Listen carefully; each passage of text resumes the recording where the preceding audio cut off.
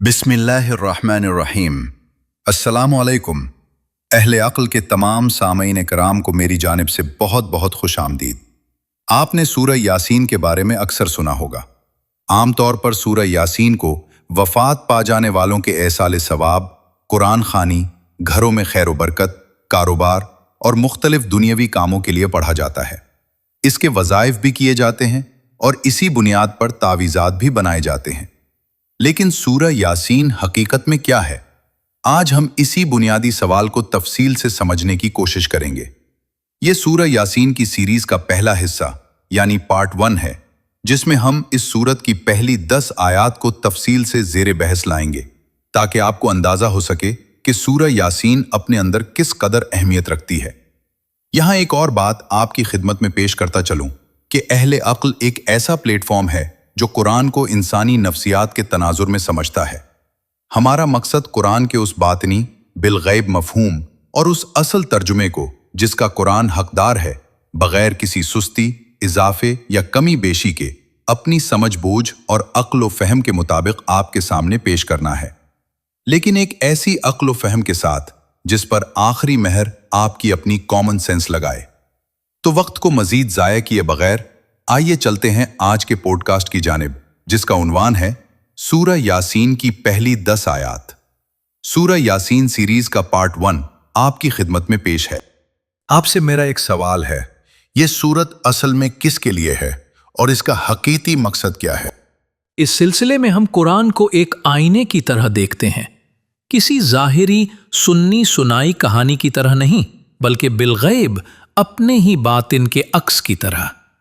जब कुरान में किसी हस्ती का नाम आता है तो हमारा पहला सवाल ये नहीं होता कि वो कौन थे, बल्कि ये होता है कि मेरे अंदर कौन सी कुव्वत इस हस्ती को जगाना चाहती है।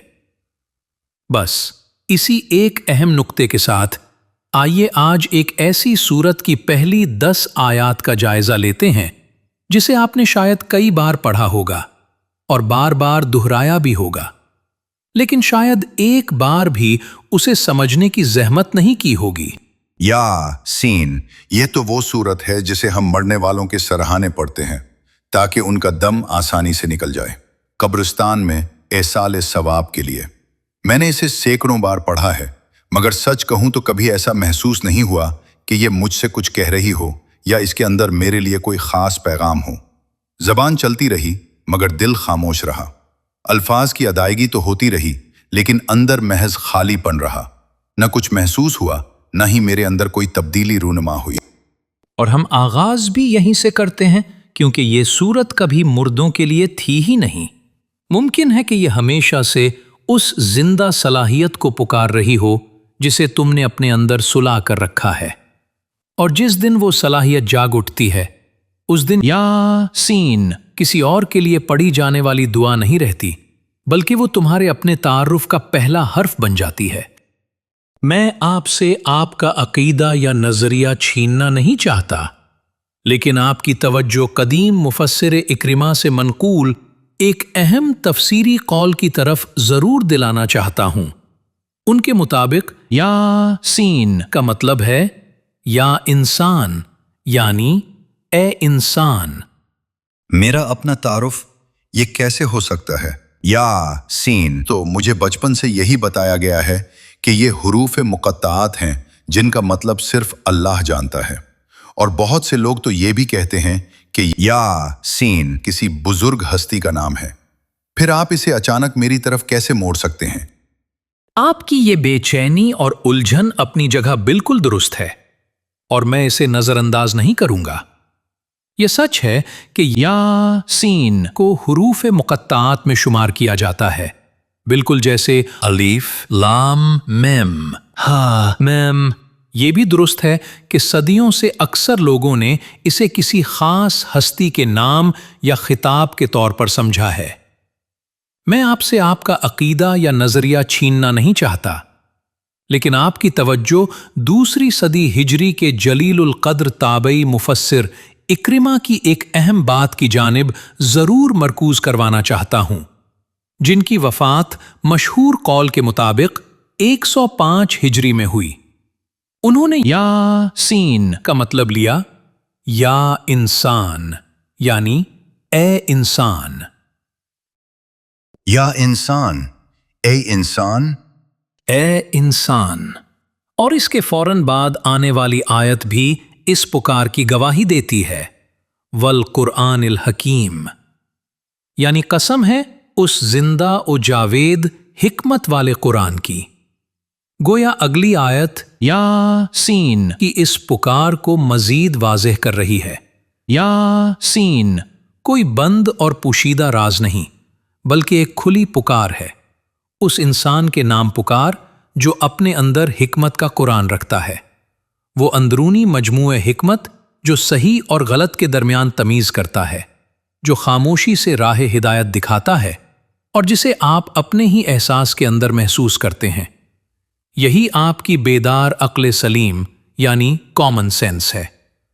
आपके अंदर का मोहम्मद यानी वो हसास शऊर जो हकीकत को पहचानता, कबूल करता और उसके मुताबिक जीता है।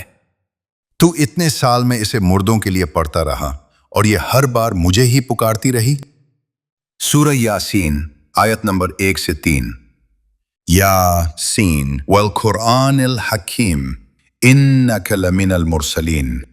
ए इंसान, ए वो हसास से बातिनी शऊर जो हकीकत को कबूल करने, पहचानने और जीने के लिए तैयार है। कसम है उस जिंदा हिकमत वाले कुरान की जो तेरे अंदर बोलता है। बेशक तू उनमें से है जो मुसलसल समझबूझ के साथ भेजे जाते हैं।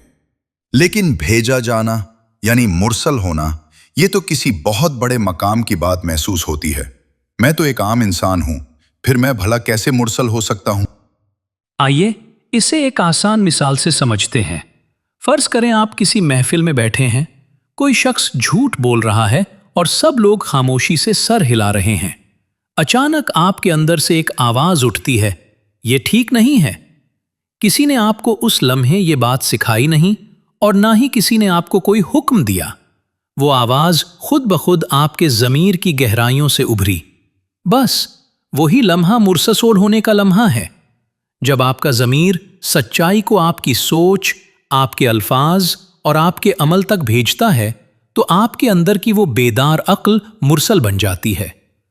इसके लिए किसी रस्मी मनसब की जरूरत नहीं, ये सिर्फ एक अंदरूनी खामोश तरसील है। सूरह यासीन आयत नंबर 6। लितुंदिर कौमा, यानी ताकि तू एक कौम को खबरदार करे। तो यहां तो एक कौम या जमात की बात हो रही है, फिर यह मामला सिर्फ मेरे अंदर की बात कैसे रह गया? यही एक निहायत नाजुक और अहम लुग़वी नुक्ता सामने आता है, जिसमें क़याम, कायम होने और किसी हालत पर ठहर जाने के मानी पाए जाते हैं। अहले अक्ल के बातिनी तनाजुर में कौम को महज लोगों या किसी बैरूनी कौम तक महदूद कर देना, इस लफ्ज़ की नफ्सियाती गहराई को खो देना है। यहाँ कौम से मुराद सोच और इदराक की वो कायम शुदा, जामिद और मुंजमिद हालत है, जो बार बार दोहराए जाने के बाद एक पुख्ता अकीदे की शक्ल इख्तियार कर चुकी हो। एक मुंजमिद ज़हनी हालत। इसे किसी आसान मिसाल से समझाइए ताकि मैं इसे बआसानी समझ सकूं।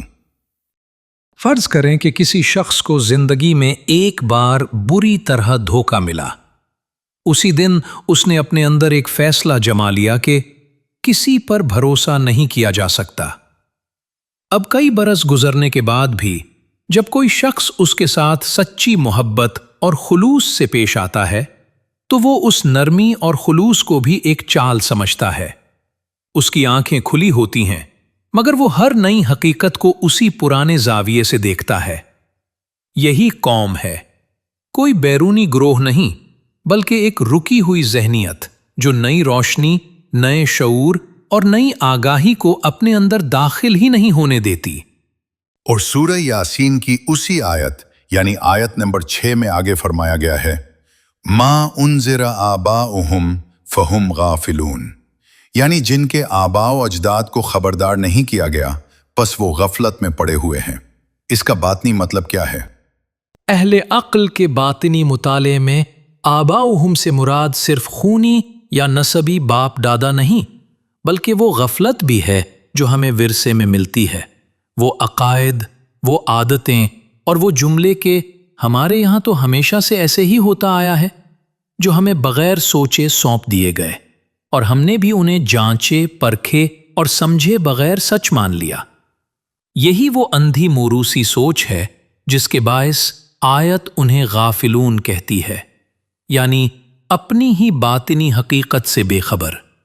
اور یہاں ایک بات خاص طور پر یاد رکھنے کی ہے، قرآن کا اصل مقصد محض کسی مجمع کو تبلیغ کرنا یا بیرونی قوموں کو بدلنا نہیں، بلکہ ہر فرد کے ضمیر کو جگانا ہے، کیونکہ جب ایک انسان اپنے باطنی شعور اور آگاہی کے ذریعے اپنی سوچ بدلتا ہے تو اس کے رویے بدلتے ہیں، اس کے فیصلے بدلتے ہیں، اور پھر معاشرہ بھی خود بخود بدلنے لگتا ہے۔ اب اس مقام پر ایک نہایت وزنی اور اہم بات سامنے آتی ہے۔ آیت بظاہر یہ کہتی ہے کہ اللہ نے خود ان کی گردنوں میں توق ڈال دیے، تو کیا اللہ نے جان بوجھ کر انہیں جکڑ دیا؟ کیا یہ ظلم محسوس نہیں ہوتا؟ جیسے کچھ لوگوں کا مقدر پہلے ہی لکھ دیا گیا ہو اور ان کے لیے حقیقت کو قبول کرنے کا راستہ پہلے ہی بند کر دیا گیا ہو۔ سورہ یاسین آیت نمبر 7 سے 8۔ لقد حق القول على اکثرهم فهم لا يؤمنون انا جعلنا في اعناقهم اغلالا فهي الى الاذقان فهم مقمحون۔ یقیناً ان میں سے اکثر حقیقت کو جان لینے کے باوجود اسے رد کرتے ہیں اور خود کو حقیقت کے حوالے نہیں کرتے، حالانکہ یہ وہ حقیقت ہے جسے ان کا اپنا ضمیر ان پر واضح کرنا چاہتا ہے۔ ہم نے ان کی سوچ میں ایک ایسی شدید تنگی رکھ دی ہے جسے وہ خود توق کی طرح پہن لیتے ہیں۔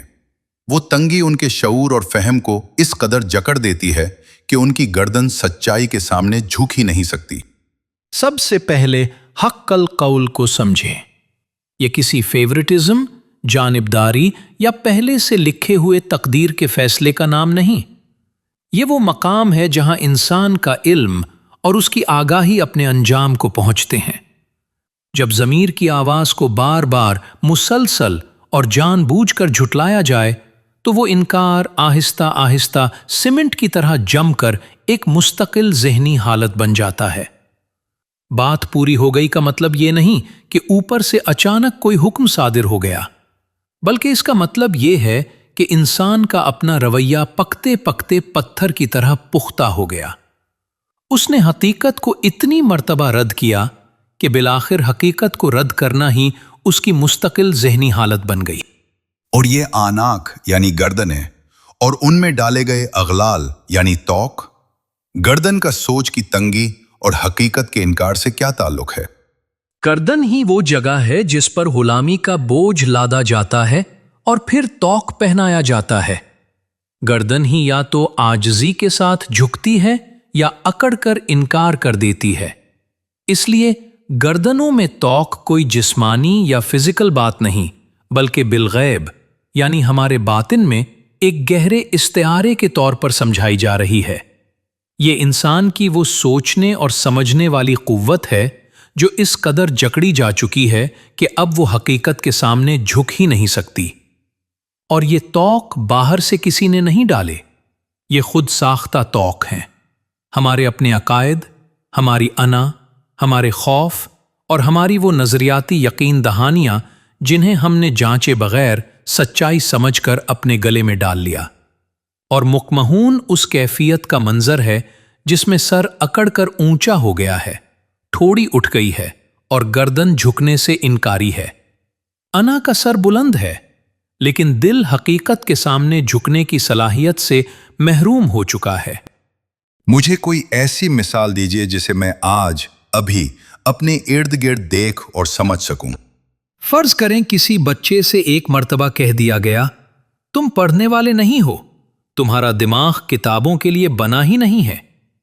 اس بچے نے یہی بات سچ مان لی اور پھر اس نے کتابوں سے کنارہ کر لیا۔ سال گزرتے گئے، اب وہ یقین محض ایک خیال نہیں رہا جو اس نے کبھی کسی سے سنا تھا، بلکہ وہ ایک ایسی دیوار بن گیا جس کے پیچھے وہ اپنی پوری زندگی گزار رہا ہے۔ کسی نے اسے زنجیر نہیں پہنائی، اس نے خود ایک ایک انکار کے ساتھ اینٹ پر اینٹ رکھ کر وہ دیوار تعمیر کی۔ یہی اغلال ہیں، اپنے ہی ہاتھوں سے بنائی ہوئی زنجیریں۔ اور دیکھیے اس میں کتنی بڑی رحمت پوشیدہ ہے۔